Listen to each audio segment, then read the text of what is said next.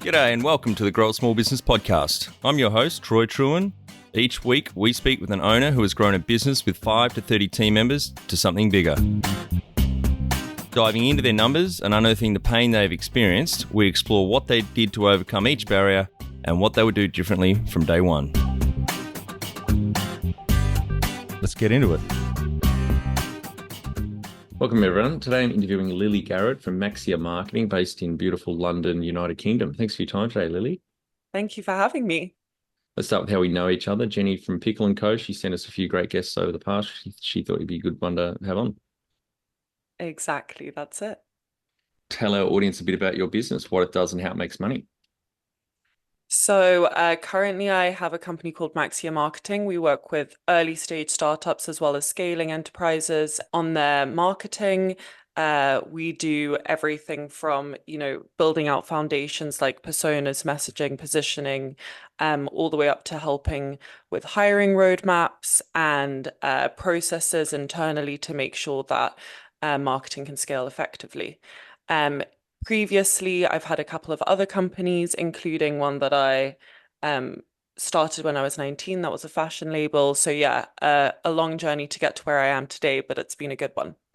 Great. That kind of answers the next question of how you started out then. So really young entrepreneur, and you've had a few businesses since Maixia.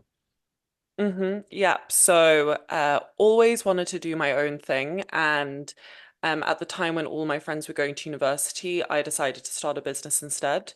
And it was a baptism of fire, definitely. Having not really a lot of experience and just diving straight into entrepreneurship was probably one of the best lessons that I could have got for what I do today, working with founders. But yeah, really tough, really exciting. And yeah. Maybe tell us about the other business that you grew. So when I was 19, I decided to start a fashion label. I'd been working in fashion since I was about 17 in London, and I thought, why not? It was a everyday women's wear label. I managed to raise funding from angels, and launched it on my own, doing all the production in South Africa, Cape Town, where I had connections, some family connections. So yeah, that's how it all started. And how big did you get that business? So I grew it just from myself to about 40 team members over the course of 5 years. Wow, fantastic. Yeah. And Yeah. any other businesses since then and Maixia? Or? I had an events business, and I also had an alcohol business for a small while. And I've also been an investor in some other small businesses. But primarily the common thread throughout my entire career has definitely been a knack for marketing and a love for it, and translating kind of any founder's idea, industry agnostic, to those market realities. I've always found that extremely rewarding, and yeah, that's what's led me to Maixia today. And how long ago did you start Maixia and how old were you then? So I've always consulted. Even when I had my fashion label, I would often take consulting jobs, especially at the start, when I wasn't making a lot of money. And so I've always been doing it, and really Maixia is just a formalization of the work I'd already been doing. So I'd say that I kind of formalized it about a year ago. But before then, I'd always been doing this kind of work, working with several businesses at a once sometimes. Sometimes I'd be in-house head of marketing at companies, and advising companies on, their growth stages, on how to get from A to B and to hit their next revenue goal, really. Yep. And when you started a year ago, how old were you then when you started Maixia? 30. 30. Great. Yeah. Do you have any key numbers you can share to illustrate the growth of the business? Yeah, I can illustrate the growth of my previous company. Maybe that's a little more exciting. I started, as I said, with some angel investment, and in the first year we were operating at about £100,000 loss, which was pretty scary, as you know, a 20-year-old. But as the business grew, by year two, we were operating, we were in the green again, which was great. And year on year, we grew by about 200%. And yeah, and it went really well. But yeah. That's great. Fantastic. When was the moment you felt like you had succeeded? I think honestly, with any company that I work with, including my own, when you bring on new team members, I think that's really exciting. Um, the revenue numbers, etc., are obviously always great to see, but actually having somebody join the team and hiring somebody and paying their full-time salary always makes me feel like I'm really doing something good. And what does success look like to you? For me, it's all about growth. I want to be outside my comfort zone. I want to be pushed. I want to be learning. And I want everyone around me to be learning and growing as well. So, yeah, feeling uncomfortable at least 70% of the time to me feels successful. Perfect question for you. Number one thing you'd recommend to marketing a fast-growing business? I think that's something that gets lost a lot, especially when you're growing quickly, is the foundations. And that can often mean a lot of wasted time and money. So I always recommend to companies that every 6 to 12 months you revisit your marketing foundations. So that is your positioning, that is your messaging, that's your target audience, your ideal company profile. I think that those things change more than we'd like to admit. And just making sure that everybody is aligned and we're all on the exact same page about who we're targeting, why we're targeting them, how we're targeting them, how we're speaking to them is so crucial, especially when you're growing quickly. So revisiting those every 6 to 12 months. And then obviously on top of that, then it is just about testing, testing, testing. I think constantly testing, constantly learning from what works, what doesn't work, um, iterating on that, doubling down on the things that do work and moving on from there. I think, again, people don't take it, companies when they're on a growth trajectory often don't take enough risks. And you can make risks really small. You don't have to put a huge ad spend on something that you're unsure about. But I think constantly testing and you can find that next step change driver that's really going to take you to the next level. Yep. I'm amazed, even in this digital age, particularly small businesses, how they don't track their data or accurately and study those numbers. It hasn't ever been this easy, and yet a lot of them fail to do it. They just throw money good after bad. Yeah, 100%. And I think that that's something that everyone can do now. And the marketing you help with growth companies, are there particular sectors or industries that you focus on helping? Primarily it's tech.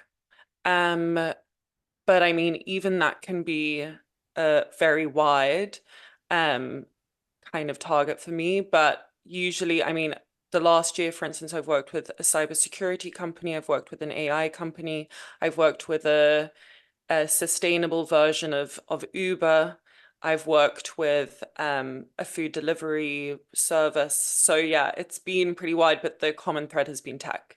And how did you fund your business? My current business yeah, so I haven't really needed any funding for it because it is just me basically most of the time. But as I said, my previous company, I raised money from angel investors. Yeah. What was your experience working with angels like? I think I was really lucky. I think it totally depends what kind of people you raise money from. I'm very involved now and have been the last 6 or 7 years in helping tech companies raise from venture capital. That's a whole nother beast and a whole nother game. And that's really exciting. And it's great to be in the room with a lot of those people. They're super smart and getting into their network is great for a lot of businesses. But even with venture capital or angels, they don't know everything about the business because they're not on the ground every day. And sometimes they can be very pushy with their opinions. I've seen this happen before. And I think that can be quite frustrating for founders because it takes time away from what they're really trying to do because they have to virtue signal to the people that are giving them the funding. Um, so yeah, I think it can be a double-edged sword. Sometimes it's a real blessing, obviously, and it's brilliant to be given that trust and great guidance. But other times it can feel like you're being driven in a direction you might not want to go in, but you have to kind of show that you're doing what they want because at the end of the day, they hold the purse strings. If you were to start up today with plenty of funding, would you go into your industry? I think there's a lot of really exciting things happening in marketing. For the record, I definitely would not go back into fashion. It's such a saturated market. It's really difficult to compete. It's very crowded. I mean, yeah, there's no way I would go back on that. It was a great experience, but it was really hard, and that was, quite a few years ago now. So I think doing it now, it would be even harder. Having said that, I have worked with some great e-commerce companies and some fashion companies since then who are doing great, but just I've been there, done that, so I wouldn't do that again. Um, I totally love what I'm doing right now with marketing, and I think if I had unlimited funds and I could do anything, maybe going into the MarTech space would make sense. Everything that's going on with AI and how that's being used for marketing is just so exciting for me. I really nerd out on all of the new programs and the new apps and the new tech that's being used to kind of get even more intricate about how we're reading and looking at data and making all of those great predictions. And yeah, I think maybe going into the realm of that would make sense for me. Can you outline the most stressful point in your small business growth journey so our audience can learn from it? There were so many stressful points. I think I think it was mainly stress, but it was also really exciting. But yeah, I think that one of the most stressful points was definitely in South Africa. There's something called load shedding, which is basically because of the corruption that's gone on there, the the electricity board just doesn't work sometimes, and they basically turn off the electricity sometimes for 6 hours a day, sometimes longer, with not much notice. And obviously, having a clothing company, you need electricity for the sewing machines, and I was getting all my production done there. So there was constantly times when I was missing shipments to my wholesalers, which would mean, missed business, missed days, and then the we would kind of get backed up with orders, and it would be, I'd have to choose who to send the first order to and how to get it done as quickly as possible. It was, yeah, that would be very stressful, and that was happening quite a lot towards the end, which was one of the reasons that I decided to, yeah, change businesses. Yep. Yeah. What area in business do you feel you've had to work on the most to add the greatest value? Always hiring. I think hiring the right people will have the most positive impact on your business. I think I've I've had experiences where hiring hasn't gone well and the detrimental effect that that can have to a business. And when hiring has gone really well and it's just, tripled productivity for me. So I think if there's something that you focus on, it's making sure that you hire the right people. Totally agree. One of the things I say is recruitment's the most important thing a manager does because the chasm between an A and a B player is huge, as you well have experienced. You can get 3 times more out of an A player than a B player, and you don't need to pay them that much more. And so take your time to learn how to recruit and hire effectively, and then take your time actually recruiting as well. Definitely. What have you enjoyed the least about managing fast growth? I think that making sure that everybody is aligned and on the same page about the direction can sometimes be difficult. I think managing laterally as well as managing up, if I'm working with founders, can sometimes be really difficult. One of the biggest jobs becomes selling the team on your strategy. And that can sometimes be difficult because people have different ideas of what should be done. And not everyone is an expert in marketing, just like I'm not necessarily an expert in product. So yeah, I think getting the leadership team aligned at any business can sometimes be the trickiest part. What do you love most about growing a small business? I think the excitement, I think the being able to move quickly. I think even when you're at, 5 to 30 team members, you can still move really quickly. There's not a lot of red tape. It's not a, legacy business that's been around for 50 years that has ancient processes in place. I have worked with some of those companies and it's a very different ball game. I'm definitely built for startups and for small businesses and to get things done as quickly as possible and to take an idea and execute on it as soon as I want. I think that's the most exciting thing about growing a small business for sure. What has been the biggest mindset shift for you in your small business growth journey? I think the biggest mindset shift has definitely been again around team building, around it's just me and I'm getting people to come and help me with this to we're doing this together.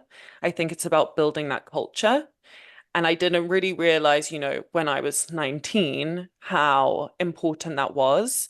And now, especially also working in other people's companies and seeing what an effect good culture has on me, just knowing that that is, again, probably one of the most important things when you're building a company, along with recruitment, along with hiring the right people, which is obviously very connected to culture.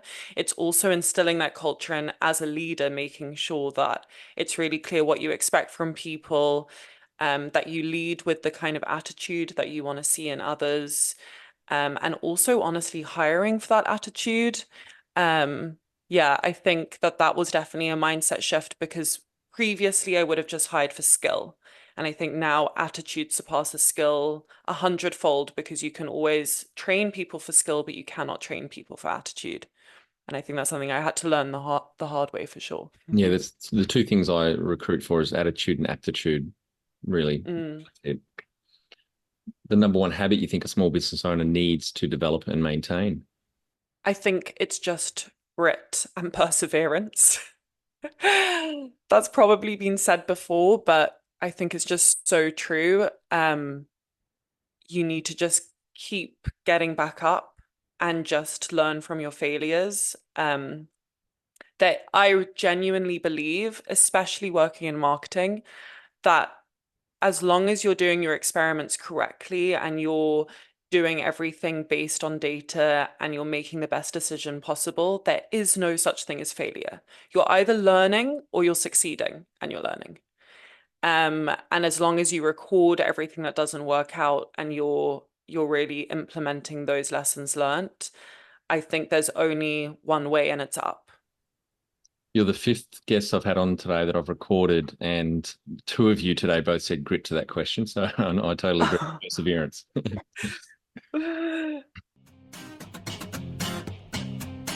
Do you find it difficult to define and execute a clear strategy for your small business? Does your team support your strategy? You know you are ready to create the right environment to boost your team's performance. Our 80-day business transformation program is designed for small business owners like you, with 5 to 30 team members who are ready for growth. Every day, you'll receive a short email with a handful of growth actions. You'll invest 30 minutes each week in your one-on-one coaching session, tackling your specific growth challenges with one of our experienced growth guides, business owners themselves. Boost your confidence, your team's performance, and grow your small business with ease with our business transformation program at growsmallbusiness.com. Can you talk to how you've added people to the team, some wins, mistakes, and advice for those listening? Yeah, so I had a business partner who came on kind of a year into my first business. And I thought she was great, a hard worker, etc. But we just were not aligned on certain things. And I think that choosing a business partner can be one of the hardest things you do. I think it's also really difficult if you're already friends. I know that that works for some people, but I think the lesson that I learned was don't work with friends. That's at least my experience. Also, the I second think person to say that today as well. really, I do know a lot of people that work with their friends, that work with their partners, that yeah, have really fruitful relationships in that area. But for me personally, I definitely learned that lesson the hard way as well. And you want to be in a business partnership with somebody that you can pull up on stuff. And I think when there's that friendliness, it's much harder to be direct. So I think that's definitely something that I learned. I think that I I've also, yeah, as I mentioned earlier, just learned that skills are great, but if somebody has a bad attitude or if somebody's not a culture fit, it's never worth it. No. So yeah, just making sure that I always look for energy. I always look for somebody that's willing to learn, that I can see is, hungry to get to the next phase of their career. And that really wants to prove themselves, that has something like that in them, rather than somebody that has all the degrees, all the qualifications, has worked at X company, Y company. So yeah, those are probably two of my main learnings. What are some of the things you recommend to building a sustainable and kick-ass culture to help with the growth? I read a book that had a really big impact on me called No Rules Rule. It's by one of the founders of Netflix and their head of HR. They had a pretty intense, maybe a step too far for me in terms of culture, but I took a lot of great learnings from that book, about how to build high-performing teams. I think it comes down to giving as much autonomy as possible, hiring the best and then trusting them to do their work, making sure that people are highly accountable for whatever they say they are going to do. Definitely having an infrastructure in place that ensures that everyone's learning as much as possible. So making sure that there's, budget, that everybody can do courses every year, that everyone can buy books. I think that that's really important, just that everyone feels that they're growing, because I'll usually be hiring people that have a growth mindset, that want to grow as quickly as possible, and just making sure that I facilitate that and make them the best that they can possibly be. Tell our audience how you've handled balance. I have had definite difficulty handling balance. I think sometimes I let myself go totally out of balance, and I'm quite happy with that. And I might operate like that for a month or two, and then I'll recharge. I think it's different for everyone. I think some people have really strict boundaries from, I don't work after 7, or I don't work on the weekends. I'm more of a sprint mentality. So I might work nonstop for 2 weeks and then take, a week off. But that's just me. I get into the headspace and I want to get everything done as quickly as possible. That attitude might change once I have kids, which I don't have yet. So I have the luxury of being able to do that. But yeah, I really work in sprints, and I usually do that within the companies that I work in as well, Everyone gets in the mode and we just get things out, and then we can chill for a little bit, and then we push again, and then we can chill for a little bit. And yeah, that's how I've always worked, and I find that really exciting. How much professional development have you invested in yourself? A lot. I feel like I'm always doing courses. I feel like I'm always learning, always reading books. I think definitely with an industry like marketing, you absolutely you have to be going to webinars. You need to be reading those email newsletters. Yeah, I subscribe to some really great people. Like Lenny's letter, I think is great for product marketing. Um, there's also MK1, which I think is absolutely brilliant. That's more kind of B2B marketing, but there's so many great marketers putting out so much great content. Of course, we are content people.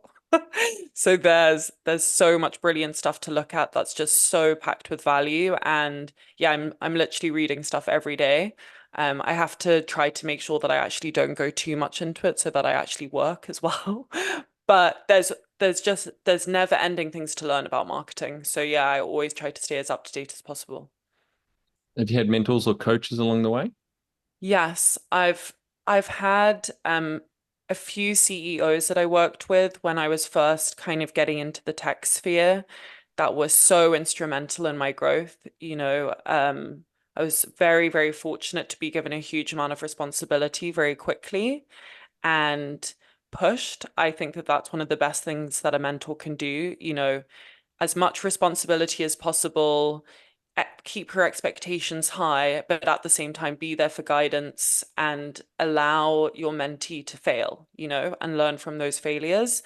And I was really given the space and the opportunity to do those things. So no, I'm very fortunate that I had those experiences, that it had a huge impact on me and my trajectory, and yeah, made me just grow super quickly. Do you have a board of directors or advisors? I assume you had one at the last company if you had angel investors in. Yes, I did have a few people. I don't have one for Maxia right now, but I work as an advisor for a few companies. I absolutely love being an advisor. It's great. I think again, you can be a value packed advisor, or you can be a, oh yeah, that sounds kind of good advisor. And I'm I certainly the think former. that, I'm not the latter. Yeah. yeah, exactly. And I think that have having great advisors taught me how to be a good advisor myself. And yeah, I really enjoy that part of my job, going into companies and being able to have this bird's eye view. You don't know what it's like every day on the ground, but you can just give the tips you've learned through, the years of slogging away so that they don't have to make those same mistakes, or those give them all those little shortcuts that you just have in the back of your mind that you haven't even thought about for ages. And yeah, I love coming in and being able to help founders in that way. Yeah, I sit on 5 boards. I chair most of them, and I really enjoy that role, especially because I don't have to do the day to day anymore. The directors or advisors can give their opinions, and then the general manager or the CEO, gets on with actually executing, and it's fun, a lot less stress and work. Definitely. It's just the fun bits. Yeah, that's it. Hey, you're one of the few we've had on that's exited a business. Any advice for those listening, thinking of exiting one day? I think you'll know when the time is right. Um, at least I did. I think it takes a lot of thought. It's very painful in a lot of ways. At least again, that's how I found it. And I've been with a couple of companies through exits themselves, and it can feel very scary, especially when your blood, sweat, and tears have been poured into something and you're saying goodbye, and I definitely had huge ambitions for my company and I reached a few of them, but I definitely didn't reach all the way that I thought I was going to, in my slightly naive 19-year-old dreams. And I think you're always giving up part of a dream when you're exiting, maybe. Um, but yeah, I think just giving it as much thought as possible, making sure that you speak to as many people as possible in terms of your advisors and your board, and make sure that you're making the best decision that you can. But I think at the end of the day, it's really exciting, and yeah, just lean into it. The next thing's going to be even better. Mhm. All right, Lily, one of our final 5 questions. What do you think is the hardest thing in growing a small business? I think that the hardest thing in growing a small business is finding the best people, not to go back there, but yeah, just sometimes they're not there. Sometimes the exact person that you need you can't find, and it takes a long time, but just making sure that you hold out for the right person and don't hire because you just need to fill a seat. I think keep making sure that you, yeah, hold out for that right person can sometimes be really hard. Yeah, don't fall for the warm body syndrome. I just need anyone with a pulse. Exactly. Favorite business book which has helped you the most? Um, I think Traction is one of the best books, but as I mentioned earlier, I still think that one of the books that had the biggest impact on me was No Rules Rule. I think that everybody trying to build a high performing culture should read that book and take what you will from it. You don't have to follow it word for word, but I think there's a lot of great things in there that make a huge amount of sense. Traction, Gino Wickman. That's a great book. Mhm. Any great podcasts or online learning tools you use for your own professional development? I think that Lenny's Letter and MK1 are the ones that I read every single week. They're great. B2B marketing is MK1 and Lenny's is product marketing Yep. and product. Yeah. One tool you'd recommend to help grow a small business? I would say there's so many incredible tools. Focus is something that I think is so brilliant. That's for sales or customer success. It records your meetings and then you can search for keywords. So if, for instance, you want to find out why customers are churning, you could put in price and it would come up with all the conversations where price has been mentioned. Right. Um, you could look up anything, and I think that's one of the coolest tools to find out maybe also why people are buying. So what marketing are they seeing? You can look up the question that all salespeople usually ask around, like, how did you find us? and you can see what everybody's saying, and really getting to quantify all of that amazing qualitative data is, a real treat for marketers. And that tool is called Focus, did you say? Pocus. Oh, Pocus. Pocus. Right. Yeah. But no, I never heard of it. Finally, my favorite question. What would you tell yourself on day one of starting out 12 years ago? I would say get ready. That's pretty much, I think I would definitely say also just focus on marketing. I think sometimes I got really down focusing on other elements of the business, and at the end of the day, at least I'm obviously very biased as a marketer, but I think most things boil down to marketing, boil down to data. I think I would probably also say to myself, record more. I did not record enough data at the beginning. I definitely gave away too many orders without recording people's email addresses. I definitely didn't have enough questionnaires. I wasn't getting enough feedback from people. I think I would definitely have recorded more of that as well. Great. Well, thanks so much for your time today, Lilly. I've really enjoyed our chat. Congratulations on the growth of various businesses, starting at age 19 with the fashion business, getting that up to around 40 team members, and now going back down to pretty much working for yourself with some contractors, helping fast growth tech companies with their marketing. Thank you so much for having me. It's been great. That's it. Thanks for listening. Please leave a review in iTunes or whatever platform you listen to us on. It means more small business owners will find our cast and help people with their business growth journey.